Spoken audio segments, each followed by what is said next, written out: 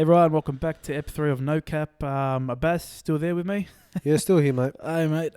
Look, there's been obviously a big story come out last week about Bronson Sherry and him getting done for performance enhancing drugs, taking performance enhancing drugs. Look, we all know it's obviously not allowed. Shouldn't be. There should be zero tolerance on that. Look, I don't think when it comes to the media, I don't think it's right how they exploit what's going on. To cross whatever boundaries they want. But I think they have a right in a sense because they pay a lot of money for coverage and to broadcast the game. They put a lot of money in clubs' pockets as well. What are your thoughts on it? Disagree. I don't think they have a right just because they have coverage. You've got a social responsibility. There are players' well-being on there. You can't be promoting "Are you okay?" day one day and then absolutely destroying another person's character. Whether they've done something wrong or right, you can't be destroying somebody's character and mental health after that. But the media thrive on bad stories. You never see a good story on a back page. You know that. Well, look, I'll tell you why that is, right? With digital, when we've gone to the digital age, no one really buys newspapers anymore. It's all on the phone. Every story you want. Like, if something happens, you generally used to have to buy, back 20 years ago, you had to buy the Daily Telegraph, find out exactly what's going on through the Telegraph, right? Now you've got internet. You write one word that's got related to that story and you have 15 articles that starts trending. Everything is pretty much the same. The quotes are very similar. It's just maybe some slight different views on each different website, right? So now social media outlets have had to try to find different ways to grab people's attention, which is going through extremes. I don't agree with it. I know why they're doing it, but like I said, I don't agree with it. And honestly, they've got to be held to a social responsibility because, like I said, you're promoting "Are you okay?" day one day, people, men and women's mental health, and then the next day they do something wrong, and then you just absolutely destroy their character, them as people.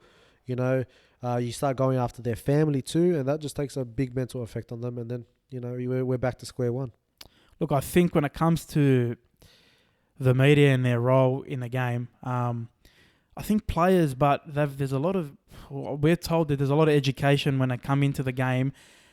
I think there's a lot of players that we know that, a similar age to us that kind of think like us and know that they're playing a game.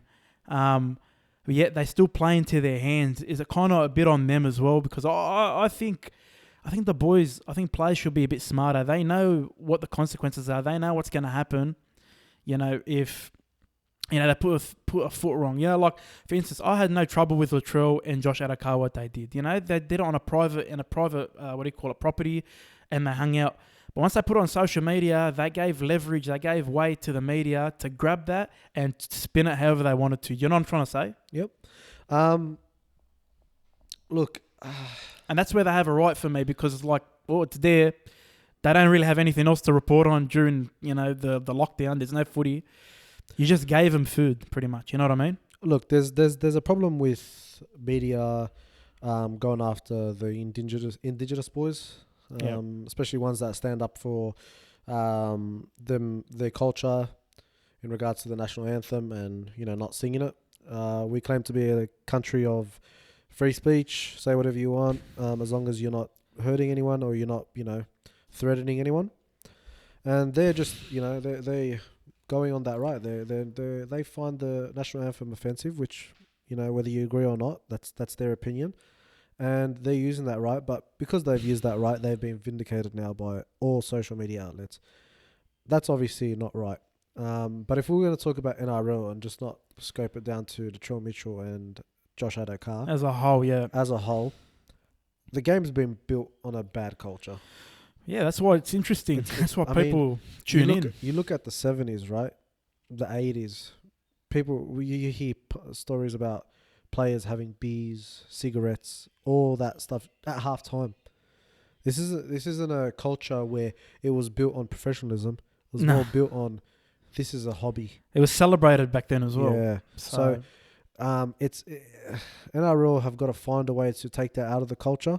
I know it's good to look at the back of the days and see Tommy Raudonikis, smashing down a beer and having cigarettes at halftime and everything. It's funny to look at it, but you're just going to be breeding a lot of other players that are going to be built on that, and that's what you're going to get. You're going to get bad social media. You're going to get players that don't know their boundaries, and you're going to get issues. And to be honest with you, I've unsubscribed to all social media outlets. Seriously, that report on NRL, because I didn't know that. I thought you were following everything like myself. Nah. Look, it just made me hate the game a bit more because one, I don't agree with some of the refereeing decisions, and then two, I see people on there whose opinions are just ignorant, and makes me even more angry, and I just tend to dislike the game. So I got rid of that, and I started enjoying rugby league. Doesn't boil my blood every time I watch it now, I guess.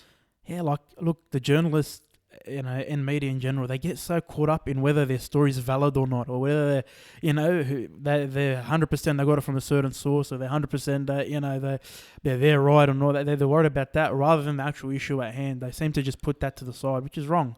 Well, I mean, if you look recently, I think it was on 60 Minutes, Josh Reynolds, vindicated for certain things that happened. Not going to say, but came out, charges were dropped, and everything's gone. But he's still to this day. I'm not a big fan of Josh Reynolds, football wise, but he's still coming to this day that schools that he's supposed to go attend have told him not to come because the kids' parents don't want him there. Yeah, and why is that? It's because the media they've ruined his character. They've ruined his character off allegations, and didn't wait for any evidence to come out. Anything, just charges were brought up on Josh Reynolds for this, so we're going to paint him as this.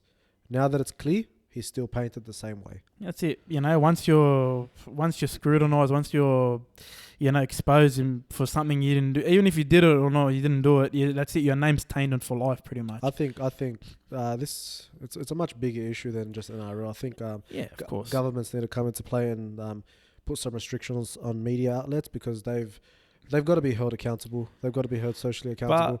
But I can't go out there and preach bullying and doing all that stuff, and then if from my preaching something bad happens, I should be held accountable for it. So I think social media should. But like I said, at the end of the day, it's about money, right? And it's about whether or not, if you try to censor them, then they won't pay the money for the broadcast rights, and that puts a huge dent in the NRL, unfortunately. It's about money at the end of the day, unfortunately. And that's something that has to be addressed. I'm sure we're going to come back to this topic in the future.